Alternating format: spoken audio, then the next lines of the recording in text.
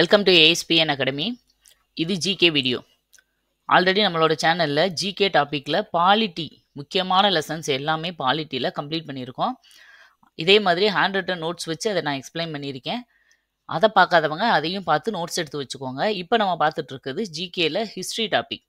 History டாபிக்னுமே முகலாயர்கள் topic வந்து உங்களுக்கு ஒரு 5-6 பார்ட்டாக வந்து தனித்தனியாக பாபருக்கு தனியாக, ஹுமாயூனுக்கு தனியாக, அக்பருக்கு தனியாக அந்த மாதிரி கொடுத்துருக்கேன். ஏன்னா அந்த மாதிரி படித்தா தான் எந்த பாயிண்ட்டும் மிஸ் ஆகாமல் இருக்கும். அதையும் போய் ஆல்ரெடி கொடுத்துருக்க பிளேலிஸ்ட்டில் போய் நீங்கள் பார்த்தாலே ஈஸியாக வந்து சர்ச் பண்ணி எடுத்துக்கலாம். இப்போ நம்ம பார்க்க போகிறது டெல்லி சுல்தான்கள்.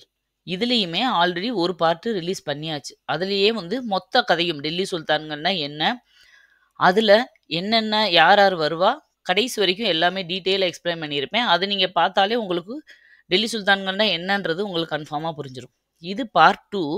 இதில் நம்ம என்ன பார்க்க போகிறோம் அப்படின்னா, இதே டெல்லி சுல்தான்களில் புக்கில் எக்ஸ்ட்ராவாக கொடுத்துருக்கிற டாபிக், எக்ஸ்ட்ரா பாயிண்ட்ஸை மட்டும் இதில் பார்க்க போகிறோம். நீங்கள் வந்து இதில் பார்க்கும்போது இப்போது இல்துமிஸு கீழே நான் ஒரு பாயிண்ட் சொல்கிறேன் அப்படின்னா, ஆல்ரெடி நீங்கள் நோட்ஸ் எடுத்துருப்பீங்கள பார்ட் 1ல், அந்த இடத்துல இல்துமிஸ் அப்படிங்கிற இடத்துல இந்த பாயிண்ட்டை ஆட் பண்ணிக்கிட்டாலும் சரி, இல்லை தனியாக அந்த லெசன் முடிஞ்சதுக்கப்புறம் நீங்கள் எடுத்த நோட்ஸுக்கு பின்னாடி எக்ஸ்ட்ரா பாயிண்ட்ஸ்ன்னு போட்டு நோட் பண்ணிக்கிட்டாலும் சரி. இதெல்லாமே எக்ஸ்ட்ரா பாயிண்ட்ஸ், டெல்லி சுல்தான்களோடது புக்கில் இருக்க பாயிண்ட்ஸ் எல்லாம் சேர்ந்தது. ஓகே, வீடியோக்குள்ளே போகலாம்.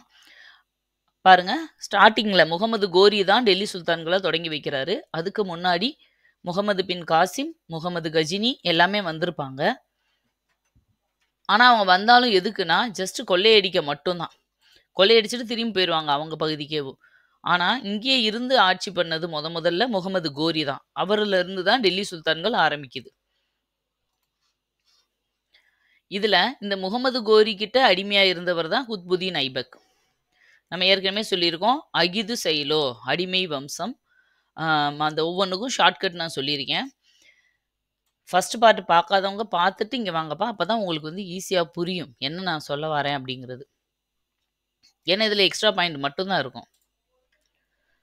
ஓகே, அந்த குத்புதீன் ஐபக்கோட மாமனார் யாரு அப்படின்னா இல்திஸ். இந்த பாயிண்ட் வந்து அந்த பழையில இருக்காது, அதனால கொடுத்துருக்கேன். இல்திஸ் அப்படிங்கிறவர் தான் குத்புதீனோட மாமனார். இந்த மாம்லக் அப்படின்னு சொல்லுவாங்கல்ல, மாம்லக் சொல்லலாம், மாம்லுக் அப்படின்னு சொல்லலாம், எல்லாமே ஒரே தான். நம்ம ப்ரொனன்சியேஷன் வந்து ஒவ்வொரு இடத்துலையும் ஒவ்வொரு மாதிரி இருக்கும். இது எல்லாத்துக்கும் என்ன மீனிங் அப்படின்னா, உடைமை அப்படிங்கிற ஒரு மீனிங்கும் இருக்குது, இன்னொரு பக்கம் அடிமைன்ற மீனிங் இருக்குது. இந்த இடத்துல டெல்லி சுல்தான்களில் மாம்லுக்னா அடிமைன்றது தான் மெயினாக. ஆனால் அதுக்கு இன்னொரு அர்த்தமும் இருக்குது, உடைமை அப்படிங்கிறதும் அர்த்தம் தான். இது ஒரு அரபு சொல். இந்த மாம்லுக் அப்படிங்கிறது வந்து ஒரு அரபு சொல். அடுத்தது பக்தியார் கில்ஜியை பற்றி ஒரு பாயிண்ட் நம்ம ஏற்கனவே படித்தோம். பக்தியார் கில்ஜி குத்புதீன் ஐபக் கிட்ட வேலை பார்த்தவர், சிறந்த படை தளபதியாக இருந்ததுனால அவர் ஞாபகார்த்தமாக தான் குதுப் மினாருக்கு அடிக்கல் நாட்டியிருப்பார் குத்புதீன் ஐபக்.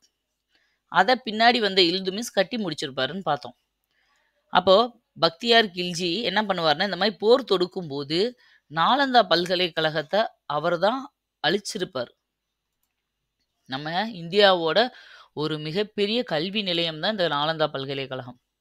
ஆனால் அதை வேரோட அழிச்சவர் யாருன்னா இந்த பக்தியார் கில்ஜின்றவர். இந்த நாலந்தா பல்கலைக்கழகத்தை நிறுவனது யாரு, கட்டுனது முதல்ல கட்டுனது யாரு அப்படின்னா குமாரகுப்தர். நம்ம குப்தர்கள் பீரியட் படிக்கும் எல்லாருக்கும் முன்னாடி வந்தவங்க இந்த குப்தர்கள் தான். இந்த பேரரசுகள்லேயே ஃபர்ஸ்ட் பேரரசுன்னு பார்த்தா குப்த பேரரசு தான். இதை வந்து நம்ம படிப்போம் அடுத்து பின்னாடி. அப்படி படிக்கும்போது நான் குமாரகுப்தரோட பாயிண்ட்ஸ் வரும்போது இது எல்லாமே வரும். பட் இங்கேயும் தெரிஞ்சுக்கோங்க, நாலந்தா பல்கலைக்கழகத்தை கட்டுனது குமாரகுப்தர், அதை அழிச்சது பக்தியார் கில்ஜி. பக்தியார் கில்ஜி தான் இதை அடிச்சு ஒழிச்சாரு அப்படின்றதுக்கு என்ன ப்ரூஃப் அப்படின்னு பார்த்தா, சீன பயணி யுவான் சுவாங் அந்த காலத்துல எல்லாம் சீன பயணி, ரஷ்யா, இந்த மாதிரி வேற நாட்டை சேர்ந்த பயணிகள், வியாபாரிகள்லாம் இங்கே வர்றது உண்டு. திரும்பி போய் அவங்களோட டைரியிலையோ புத்தகங்கள்லையோ குறிப்புகள்லையோ அவங்க நோட் பண்ணி வைப்பாங்க நிறைய விஷயங்கள். இப்போ நம்மெல்லாம் ஃபாரினோ எங்கேயோ ட்ரிப்போ போகும்போது திரும்பி வந்து டைரி எழுதுகிற பழக்கம் இருந்தால் அதெல்லாம் எழுதி வைப்போம் இல்லையா. இந்த ஊருக்கு போகும்போது நான் இதை பார்த்தேன், இது எனக்கு பிடிச்சிருந்துச்சு அப்படின்னு.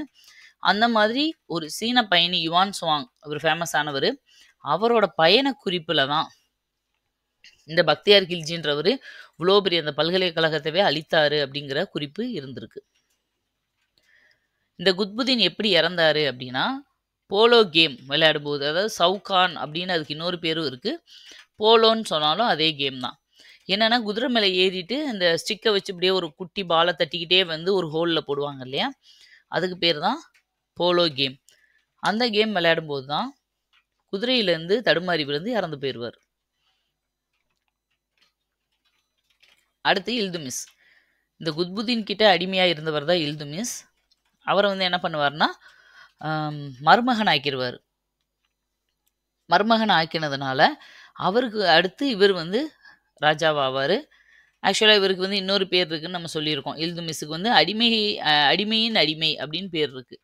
ஏன்னா குத்புதீனே ஒரு அடிமை தான். அவர்கிட்ட அடிமையா இருந்தவர் இல்துமிஸ். அதனால அடிமையின் அடிமை. இதெல்லாம் முன்னாடி பார்ட்ல பார்த்தோம். இங்க எக்ஸ்ட்ரா பாயிண்ட்ல என்ன இருக்குன்னு பார்ப்போம்.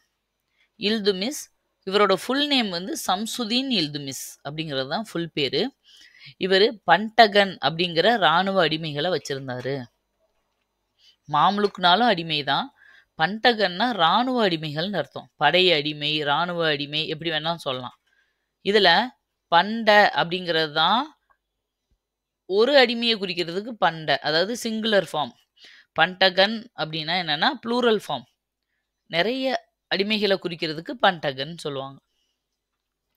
அடுத்தது நிஸ்பாக்கள். நிஸ்பாக்கள்னா என்ன அப்படின்னா, அரசரோட பெயரை வச்சே அந்த டீமை கூப்பிடுவாங்க. இப்போ ஸ்கூல்லேயே நம்ம குரூப் பிரிப்போம். அந்த டீமுக்கு ஹெட் ஒருத்தவங்க இருப்பாங்களே. இப்போ குரூப் ஒரு கிளாஸில் 5 பேர் 30 பேர் இருக்காங்கன்னா, ஆறு ஆறாக ஒரு 5 குரூப்பாக பிரிக்கிறாங்கன்னு வச்சுக்கோங்க. அதில் ஒருத்தர் வந்து லீடரு, மீதி 5 பேர் அவங்களோட குரூப் மெம்பர்ஸ். அப்போ நம்ம அந்த லீடர் பேரை சொல்லி தான் கூப்பிடுவோம். ஓகேவா?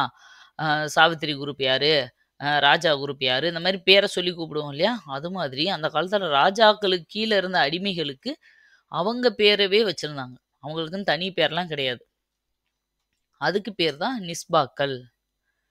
பாருங்க, இப்போ மொய்சுதீனோட அடிமைனா அவங்கள பூரா மொய்சுன்னு கூப்பிடுவாங்க. மொய்சு எல்லாம் வாங்க அப்படின்னா அவரோட அடிமை எல்லாம் போகணும். மொய்சு அப்படிங்க இந்த வைக்கிறாங்க இல்லையா? அதுக்கு பேர் தான் நிஸ்பா. நீ உன்னோட நிஸ்பா என்ன அப்படின்னு கேட்டாங்கன்னா அவங்க மொய்சுன்னு சொல்லுவாங்க. அப்படின்னா நாங்கள் மொய்சுதீனோட அடிமை அப்படின்னு அர்த்தம். இப்போ சம்சுதீனோட அடிமைனா சம்சி அப்படின்னு சொல்லுவாங்க. இந்த சம்சி தான் நிஸ்பா. ஏன்னா 2-3 வாட்டி இந்த நிஸ்பாக்களை பற்றி ஸ்டேட்மெண்ட்டாக கொஸ்டின் கேட்டிருந்தாங்கப்பா. அதனால் அது தெளிவாக தெரிஞ்சுக்கோங்க.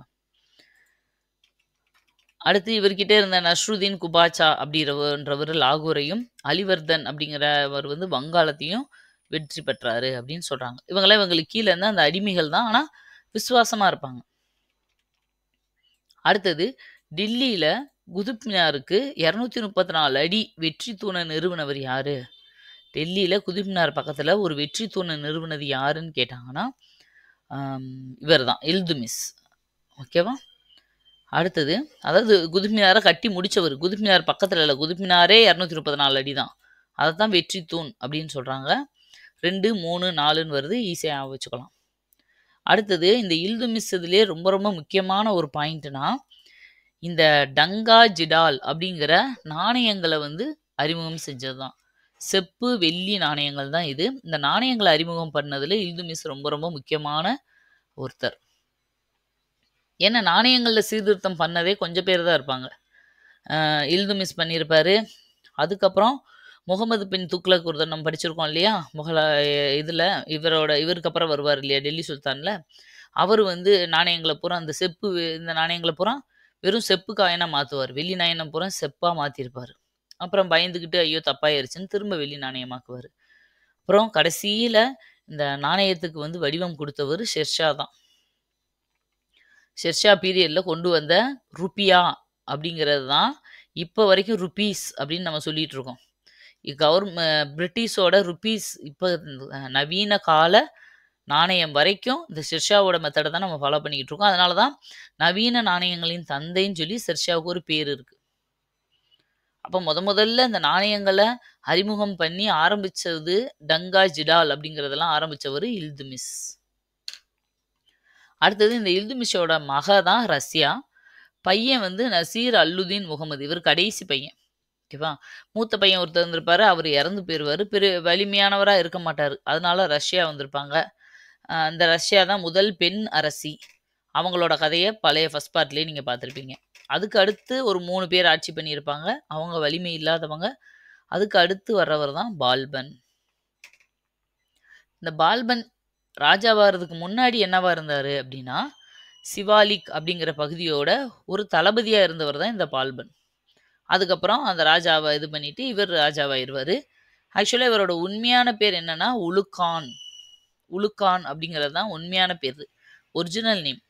இவர் வந்து ஒரு இல்துமிஸோட அடிமையா இருந்தவர் தான்.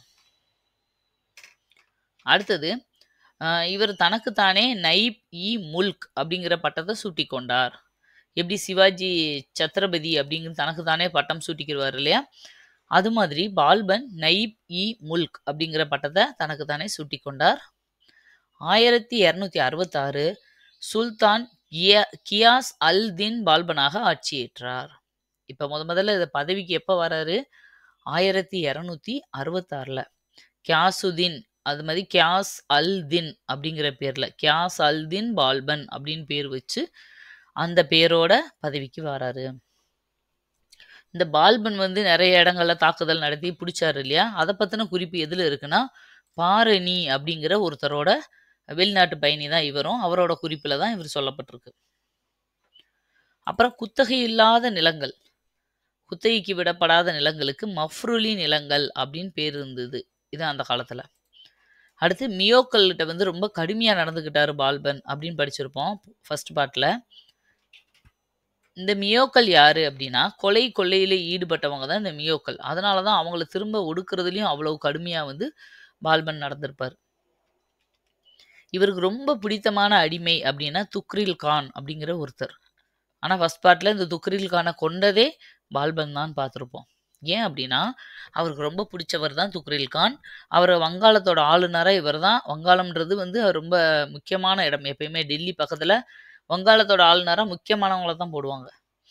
அதுக்கு ஆளுநரா துக்ரில் கானை போட்டிருப்பாரு. ஆனா என்னன்னா, ஒரு கட்டத்துல இந்த துக்ரில் கான் பால்பனுக்கு எதிராவே மாறிடுவாரு. உடனே பால்பன் வந்து அவரை கொன்னு தன்னோட பையன் புக்ரா கானை அந்த இடத்துல வங்காள ஆளுநரா நியமிப்பார். ஏன்னா ராஜாக்கள்லாம் அந்த காலத்துல பசங்க எதிர்த்து கிளர்ச்சி பண்ணாலே பசங்களையே கொல்ற காலம். அப்ப இவர் வந்து என்னதான் இருந்தாலும் பிடிச்சவரா இருந்தாலும் அடிமை தானே. அப்ப யோசிக்காம கொன்னுருவாரு. அதுக்கு பதிலா அவரோட மூத்த பையன் புக்ரா கான்.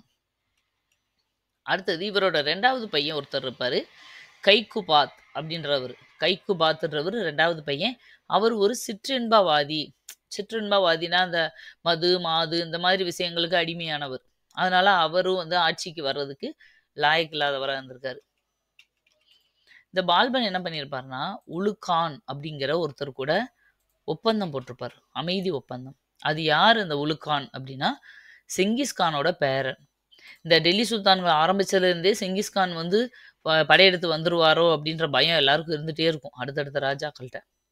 அப்போ பால்பன் என்ன பண்ணுவார்னா, விவரமா அவரோட பேரங்கிட்ட ஒப்பந்தம் போட்டு வச்சுக்கிடுவார். எங்களை வந்து நீங்க படையெடுக்கக்கூடாது, உங்க வம்புக்கு நாங்க வரமாட்டோம், எங்க இதுக்கு நீங்க வரக்கூடாதுன்னு. பாருங்க, பால்பனோட உண்மையான பேரும் உலுக்கான் தான். அவரு ஒப்பந்தம் போட்ட செங்கிஸ்கான் பேரன் பேரும் உலுக்கான் தான். இப்போ உலுக்கான் வெர்சஸ் உலுக்கான் தான் இந்த ஒப்பந்தம். அடுத்தது இந்த உலுக்கான் என்ன பண்ணுவாருன்னா, 1259ல் டெல்லிக்கு நல்லெண்ணெய் குழுவை அனுப்பி வைத்தார். அதாவது இந்த அமைதி ஒப்பந்தம் இந்த மாதிரி போட்டுக்கிறதுக்கு ஒரு நல்லெண்ணெய் குழுவை அமைச்சு வச்சவர் யாரு அப்படின்னு கேட்டா உலுக்கான்னு சொல்லணும். இப்போ பால்பனோட 3வது பையன் முகமது கான், அவர் வந்து அடுத்த ஆளுநர் பொறுப்புக்கு வராரு. ஆனா அவரை வந்து மங்கோலியர்கள் வந்து கொன்னுருவாங்க. 1286ல் பால்பனும் இறந்து போயிடுவாரு. இப்போ அவரோட கடைசி பையன் ஒருத்தர் இருப்பார், கைக்குபாத். கையுமார்ன்னு சொல்லுவாங்க, கைக்குபாத்ன்னு சொல்லுவாங்க. ஒவ்வொரு இடத்துலையும் ஒவ்வொருமே கொடுத்துருப்பாங்க. அந்த கைக்குபாத்து தான் வந்து பால்பனோட பையன் இல்லையா? அவரோட பையன் வந்து கேமார்ஸ்னு ஒருத்தர் இருப்பார். கேமார்ஸ் தான் கையுமார்ன்னு சொல்லுவாங்க, கேமார்னு சொல்லுவாங்க. அப்போ இவங்க எல்லாம் இறந்ததுனே என்ன ஆயிரும்? கேமார்ஸ் வந்து அப்போ ரொம்ப சின்ன குழந்தையா இருப்பார், 3 வயசு குழந்தையா இருப்பார். அதனால இந்த கைக்குபாத்து கிட்ட படை தளபதியா இருந்த ஜலாலுதீன் கில்ஜி அவர் தான் வந்து பொறுப்பை ஏற்றுக்குருவார். ராஜான்னு கேட்டால் அது கேமார்ஸ் தான். ஆனால் அவர் குழந்தைன்றனால அவர் பேரில் இவர் ஆட்சி பண்ணிட்டு இருப்பார். ஒரு கட்டத்தில் என்ன பண்ண கைக்குபாத்து வந்து கொஞ்சம் வயசானவரா கொஞ்சம் சரியில்லாம ஆகும்போது, அவரையும் கொன்னுட்டு, இவர் வந்து ஆட்சி பொறுப்புக்கு வந்துருவாரு. ஏன்னா கைக்கு பார்த்து ஆல்ரெடி சும்மா சிற்றின்பவாதின்னு பார்த்துருக்கோம் இல்லையா? அவர் பெருசா பொறுப்புலலாம் இருந்திருக்க மாட்டாரு. அவர பேருக்கு ராஜாவா வச்சுக்கிட்டு, அவர கொன்னா கேள்வி கேட்க இப்ப மகனும் வரப்போறது கிடையாது. ஏன்னா அவரோட பையனும் ரொம்ப சின்ன பையன். 3 வயசு பையன். அப்ப இவரு வந்து இதான் சான்ஸ்ன்னு இவர கொன்னுட்டு ஏன்னா பையன் பெரிய ஆள் ஆயிட்டா, நீ அடுத்து பையனையும் எதுக்க வேண்டி வரும். அதனால பையன் சின்ன வயசுல இருக்கும்போதே அப்பாவ கொன்னுட்டு, ஜலாலுதீன் கில்ஜி ஆட்சிய பிடிக்கிறாரு. இதுலேருந்து தான் கில்ஜி வம்சம் தொடங்குது. நம்ம ஏற்கனவே பார்த்துருக்கோம். ஜலாலுதீன் கில்ஜியோட வந்து மருமகன் தான் இந்த அலாவுதீன் கில்ஜி.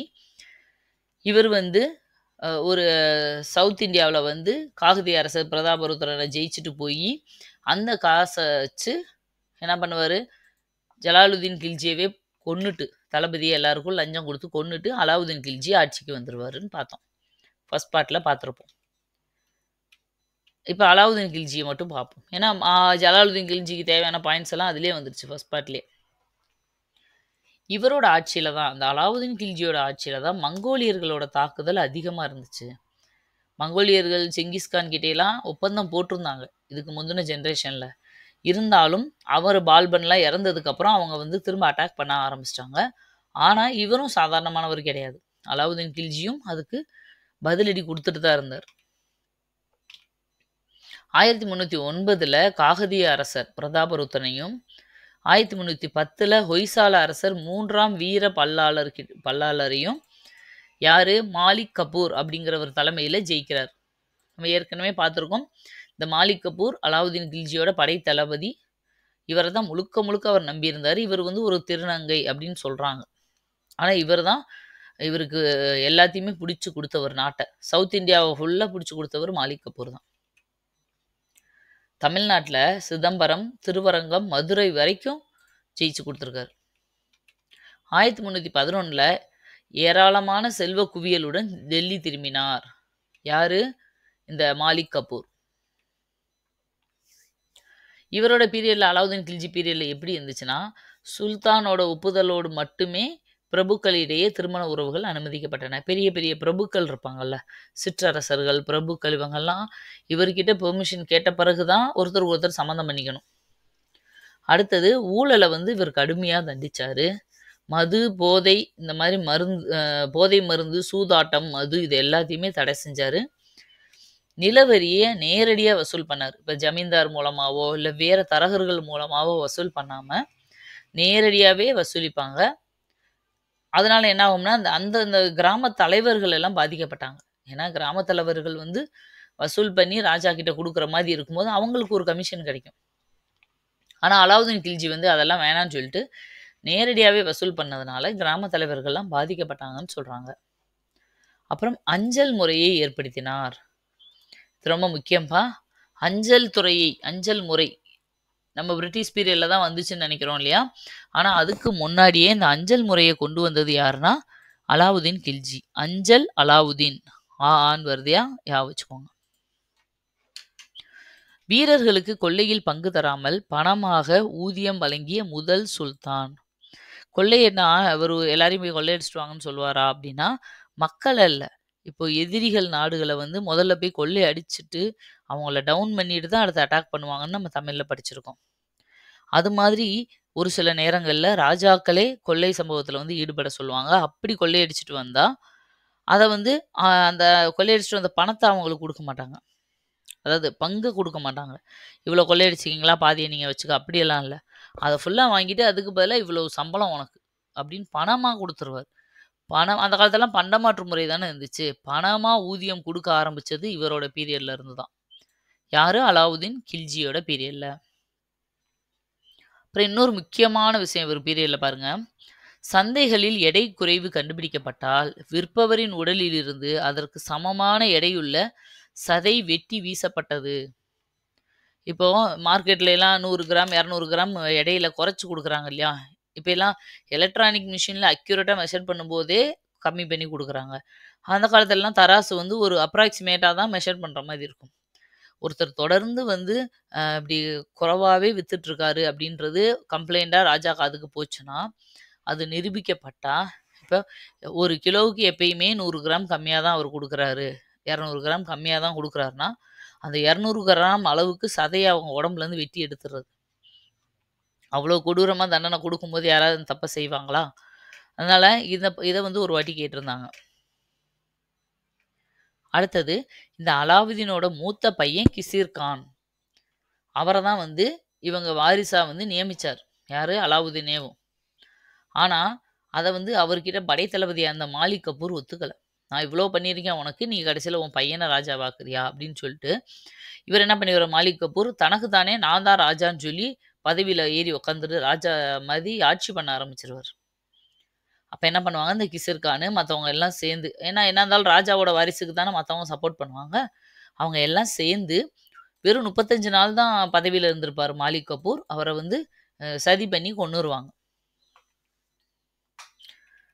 அடுத்தது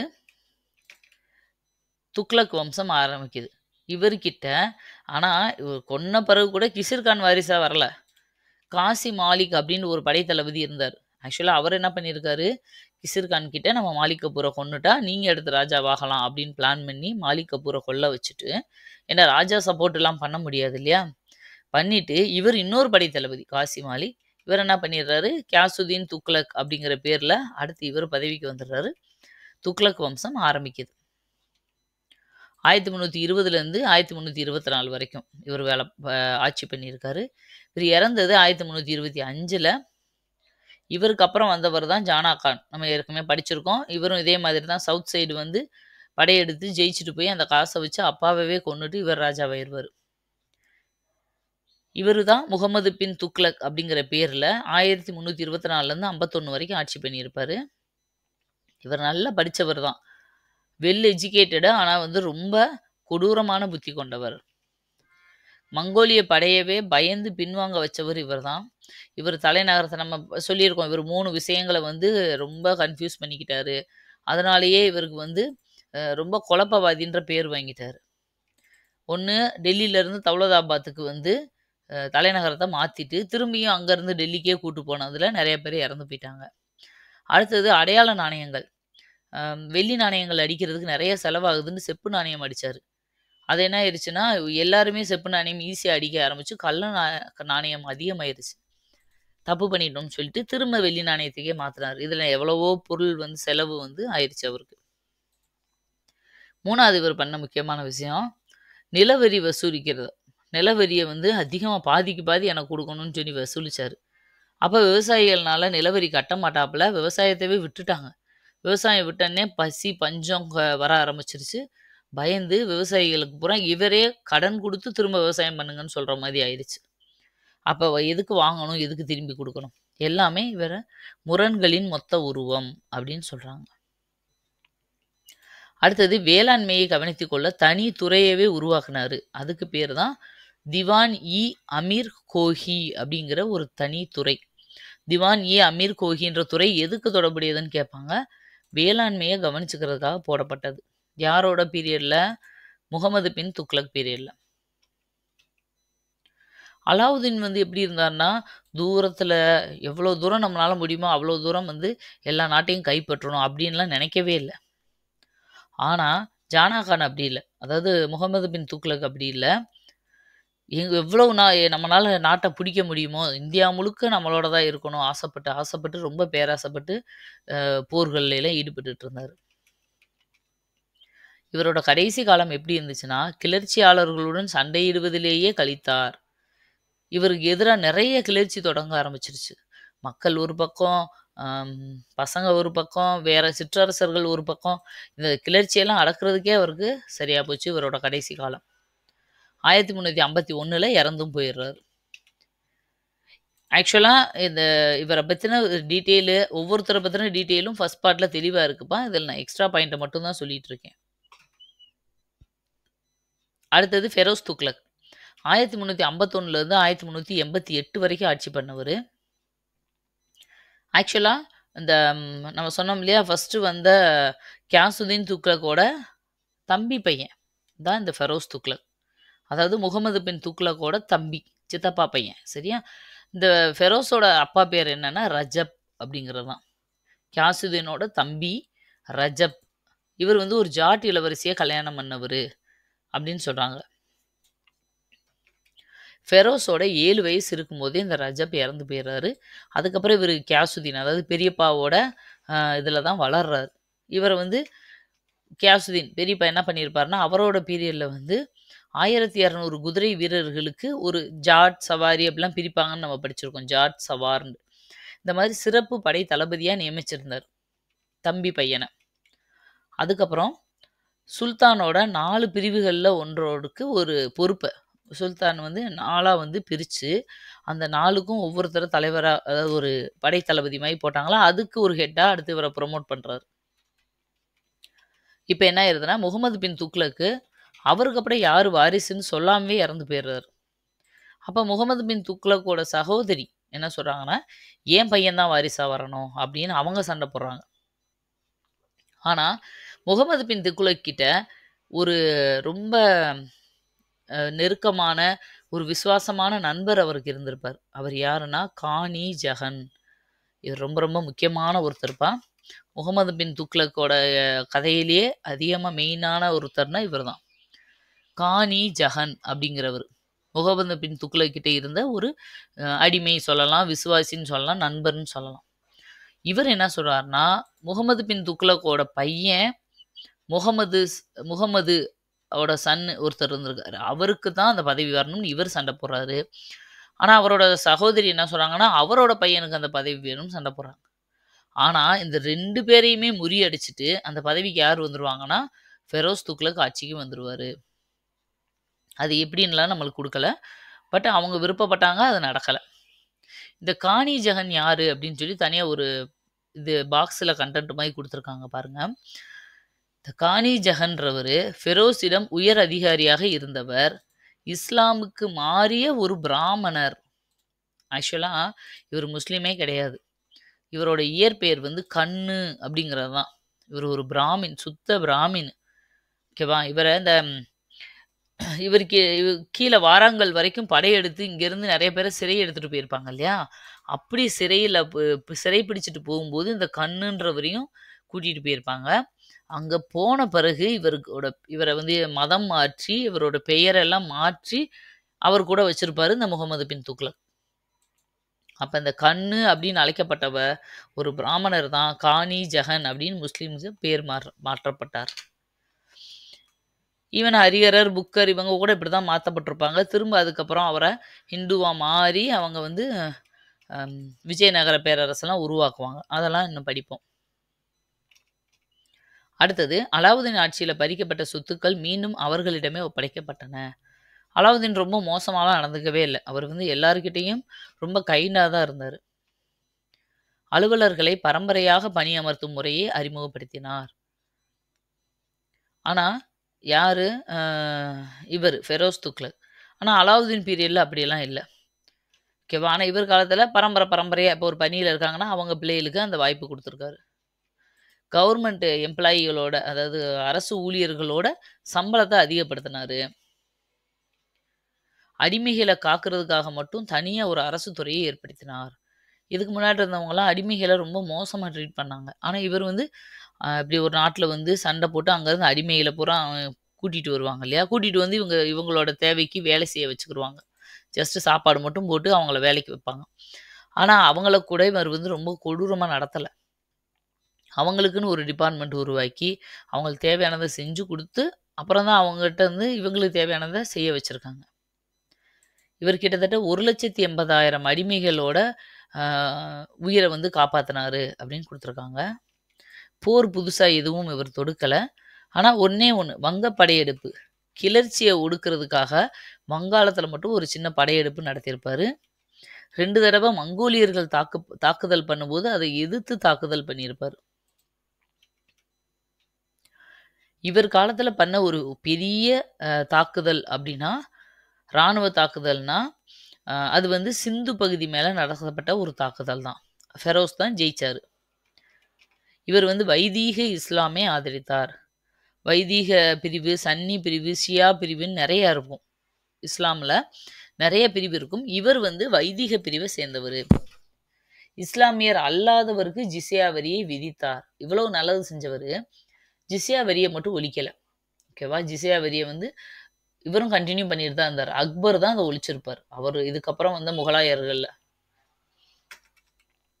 இந்த ஜிஸ்யா வரி வந்து இஸ்லாமியர் அல்லாத எல்லாரும் கட்டணும்னு சொன்னா கூட மெயினா வந்து பிராமணர்களை கம்பல்சரி கட்ட வச்சிருக்காங்க. இவர் வந்து இந்துக்கள் மேல வரி போட்டாலும் புதுசா இந்து கோயில்கள் கட்டுறது இதுக்கெல்லாம் தடையெல்லாம் விதிக்கல. ஓகேவா? யாரும் அவங்க மதத்துக்காக எந்த கோயில் வேணாலும் கட்டிக்கலான்னு விட்டுட்டாரு. இசையில அதிக ஆர்வம் கொண்டவரா இருந்தாரு. சமஸ்கிருத நூல்கள் மொழிபெயர்ப்புக்கு ஆதரவு தெரிவித்தார். சமஸ்கிருத நூல்களை பூரா எல்லா லாங்குவேஜ்லயும் மொழிபெயர்ப்பு பண்றதுக்கு. ஏன்னா அந்த காலத்துல எல்லா நூல்கள் எல்லாமே அதிகமா சான்ஸ்கிரிட்ல இருக்கும். எல்லாருக்கும் சான்ஸ்கிரிட் தெரிஞ்சிருக்க வாய்ப்பு இல்லை இல்லையா? அதனால எல்லா மொழியிலையும் அதை மொழிபெயர்ப்பு பண்றதுக்கு ஆதரவு தெரிவிச்சாரு. கல்வி நிறுவனங்கள், மசூதிகள், அரண்மனைகள் மற்றும் கோட்டைகளை நிறுவினார். பாசன திட்டங்கள், நீர்ப்பாசன திட்டங்களை உருவாக்குனாரு. சட்லஜ்ல இருந்து ஹன்சிக்கு கால்வாயும் யமுனையில ஒரு கால்வாயும் வெட்டியிருக்காரு. இவரோட மகன் வந்து ஃபத் கான், பேரன் வந்து கியாசுதீன். இவங்க 2 பேரும் இவங்க வந்து டெல்லி சுல்தானியத்தின் இணை ஆட்சியாளர்களாக ஆக்கினார். 1988ல இறந்து போயிடுறாரு. இவருக்கு அப்புறம் 4 பேர் ஆட்சி பண்றாங்க. அந்த ஆட்சி நடந்துட்டு இருக்கு பாருங்க. 88ல இவர் இறக்குறாரு. 98ல 10 வருஷத்துல தைமூர் படையெடுப்பு நடக்குது. இந்த துக்ளக் வம்சத்திலேயே இந்த தைமூர் படையெடுப்பு நடந்துகிட்டு இருக்கும்போது இருந்த மன்னர் தான் கடைசி மன்னர். அது யாருன்னா நஸ்ருதீன் முகமது. இதை ஒரு வாட்டி கொஸ்டினா கேட்டிருந்தாங்க. அதாவது தைமூர் படையெடுப்பின் போது டெல்லியே ஆட்சி செய்து கொண்டிருந்த மன்னர் யார் அப்படின்னு கேட்டிருந்தாங்க. யாருன்னா நஸ்ருதீன் முகமது. இவர் ஒரு துக்ளக் வம்சத்தை சேர்ந்த ஒரு கடைசி அரசர். இவர் பீரியட் வந்து 1394 இருந்து 1412 வரைக்கும். மங்கோலிய செங்கிஸ் கானோட ரத்த உறவு தான் இந்த தைமூர். தைமூரும் ரொம்ப கொடூரமானவர். நம்ம பாகுபலியில காலகேயர்கள் அப்படி பார்க்குறோம்ல, அவங்க படையெடுத்தாலே அந்த இடமே அழிஞ்சு போயிடும் அப்படின்னு. அந்த மாதிரி தான் இந்த மங்கோலியர்கள், செங்கிஸ் கானோடது, தைமூர் இவங்க எல்லாமே. அப்ப என்ன பண்ண முடியும்? அவ்வளவு கொடூரமானவங்களை எதிர்த்து நஸ்ருதீனால நிக்க முடியாது. டெல்லியை விட்டே தப்பிச்சு ஓடிடுவாரு. தைமூர் வந்து என்ன பண்ணுவாங்க? ஆக்சுவலா இந்த தைமூரோட உண்மையான தலைநகரம் சாமர்கண்ட், மத்திய ஆசியாவில் இருக்கிற ஒரு பகுதி. அங்கிருந்து இங்க வந்து இந்த நாட்டை பிடிச்சிருவாங்க. நம்ம இந்தியாவில் டெல்லியை வந்து பிடிச்சிருவாரு.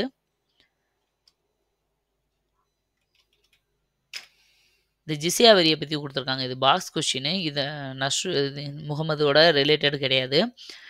தனியாக இது ஒரு பாயிண்ட் பாருங்க. ஜிஸ்யா வரியை முத ஸ்டார்ட் பண்ணது குத்புதீன் ஐபக். அடுத்து அதை 16ஆம் நூற்றாண்டில் அக்பர் ஒழிச்சாரு. திரும்ப 17ஆம் நூற்றாண்டில் வந்து அவுரங்கசீப் திரும்ப ஸ்டார்ட் பண்ணிட்டார். ஓகேவா? இந்த ஜிஸ்யா வரி சம்மந்தப்பட்டது மட்டும் இது. ஓகே, இப்போ தைமூர் படையெடுப்பு முடிஞ்சதா? இந்த தைமூர் படையெடுப்பு முடிஞ்ச பிறகு என்ன செய்யணும்னா, அவர் வந்து இங்கேயே இருக்க முடியாதுல்ல, அவரோட பகுதி சாமர்கண்டுக்கு போகணும். அப்போ என்ன பண்ணுவாருன்னா, இந்த டெல்லியை வேற யாரும் வந்து பிடிச்சிடாம இருக்கிறதுக்காக அவரோட விசுவாசி ஒரு படை தளபதியை கிசிர் கான் அப்படிங்கிறவரை இங்கே விட்டுட்டு போவார். அந்த கிசிர் கான் தான் சையது வம்சத்தை ஆரம்பிச்சு வைப்பாரு. 1414 இருந்து 1451 வரைக்கும். கிசிர் கான். சையது சுல்தான்கள் தைமூரின் மகனுக்கு திரை செலுத்தி ஆட்சி செய்தனர். என்ன சொன்னாங்க? இந்த சையது வம்சத்தை சேர்ந்தவங்களே அந்த நீங்களே ஆட்சி பண்ணிக்கோங்க டெல்லியை. ஆனால் எனக்கு விசுவாசமாக இருக்கணும். யாருக்கு? அந்த தைமூருக்கு. இங்கேருந்து ஆட்சி பண்ணுவாங்க. தைமூருக்கு விசுவாசியாக இருப்பாங்க. அவர் ஏதாவது சொன்னால் செய்வாங்க. இங்கேருந்து கிடைக்கிற வருமானங்களில் தைமூருக்கு ஒரு பணத்தை கட்டிக்கிட்டு இவங்க இங்கே ஆட்சி பண்ணிக்கலாம். ஒரு லீஸுக்கு விட்ட மாதிரி அப்படி கொடுத்துட்டு போயிருக்காரு. இந்த கிசிர்கான், அதாவது சையது வம்சத்தோட ஆட்சியை பற்றி குறிப்பிடுற நூல் எது அப்படின்னா, யாஹியா பின் அகமத் சிரிந்தி அப்படிங்கிறவர் எழுதின தாரிக்-இ முபாரக் ஷாஹி அப்படிங்கிறது தான் நூல் பேர். எழுதினவர் யாஹியா பின் அகமத் சிரிந்தி, எழுதின நூல் பேர் தாரிக்-இ முபாரக் ஷாஹி. இந்த கொஸ்டின் ஒரு வாட்டி கேட்டிருந்தாங்கப்பா. அடுத்தது ஆட்சியை, இந்த சையது வம்சத்தில் வந்த ஒருத்தர், இதுவும் ஒரு முக்கியமான பாயிண்ட் தான். இதுவும் கேட்டிருந்தாங்க. விருப்பம் இல்லாம ஆட்சியை தானே துறந்து டில்லிக்கு வெளியே ஒரு சிறிய நகருக்கு சென்று 30 ஆண்டுகள் அமைதியாக வாழ்ந்த ஒரே சுல்தான் சையது வம்சத்தில் வந்த ஆலம் ஷா அப்படிங்கிறவர் தான். இவரோட இந்த சையது வம்சமே முடிஞ்சு போச்சு. ஏன் அப்படின்னா இவரே ஆட்சி பண்ணல. இவரே வாழ்க்கையவே வெறுத்து என்னடா இது உலகம்னு சொல்லிட்டு எனக்கு இந்த ராஜா வேணாம், இந்த எதுவுமே வேணான்னு சொல்லி அந்த பட்டத்தவே துறந்து ஊருக்கு வெளியே போய் ஒரு அமைதியா ஒரு இடத்துல குடிசையை போட்டு அவர் பாட்டுக்கு ஒரு 30 வருஷம் வாழ்ந்துட்டு இறந்து போயிட்டார். அப்ப இந்த கொஸ்டினை கேட்டாங்க. வேணான்னு சொல்லி இப்படி போன சுல்தான் யாரு அப்படின்னு. அது யாருன்னா ஆலம் ஷா. அதனால என்ன ஆயிருதுன்னா சையது வம்சமே அவரோட அழிஞ்சு போயிருது. இதுக்கப்புறம் வந்தவர் தான் லோடி வம்சம். 1451 1526 வரைக்கும் இந்த லோடி வம்சத்தை முத நிறுவனது பஹலுல் லோடி. பஹ்லோல் லோடின்னுவாங்க, பஹலுல் லோடின்னுவாங்க, எல்லாம் ஒண்ணுதான். இவர் வங்காளத்தில் ஆட்சி புரிந்த ஷார்கி அப்படிங்கிற அரசை கைப்பற்றினாரு. இவரோட பையன் தான் சிக்கந்தர் லோடி. இவர் தான் தலைநகரத்தை டெல்லியிலிருந்து ஆக்ராவுக்கு மாற்றிருப்பார். கடைசி அரசர், இந்த லோடி வம்சத்திலே கடைசி அரசர் தான் இப்ராஹிம் லோடி. முகலாய மன்னர் பாபர் கிட்ட முதலாம் பானிபட் போரில் தோற்று போய் முடிஞ்சிருக்கும் இல்லையா. அடுத்து பாபரோட ஆட்சி ஆரம்பிச்சிடும். அதுக்கப்புறம் தான் முகலாயர்களோட ஆட்சி வரும். இந்த முதலாம் பானிபட் போர் 1526. இதோட டெல்லி சுல்தான் முடியுது. அப்படியேவும் அந்த டெல்லி சுல்தானோட கடைசி ராஜாவும் முகலாயர்களோட முதல் ராஜாவும் இப்ராஹிம் லோடி. இந்த லோடியோட ரிலேட்டிவ்ஸ் தான், மாமனாரும் இன்னொருத்தரும் எல்லாம் சேர்ந்து தான் பாபரை லெட்ரு போட்டு வர வச்சு இந்த டெல்லி சுல்தானுக்கே முழுசாக சங்கு ஊதிடுறாங்க. பாபர் வந்துடுவார். வந்த இடத்துல பாபர் ஜெயித்த உடனே இந்த வம்சமே அழிஞ்சிருது. முதலாம் பானிபட் போரில் தான் இந்த 2 பேருக்கு இடையில போர் நடக்குது. ஜெயிச்சுட்டு இவர் முகலாய வம்சத்தை ஸ்டார்ட் பண்ணிடுறாரு. அதுலேருந்து முகலாயர்கள் ஆரம்பிக்கும்.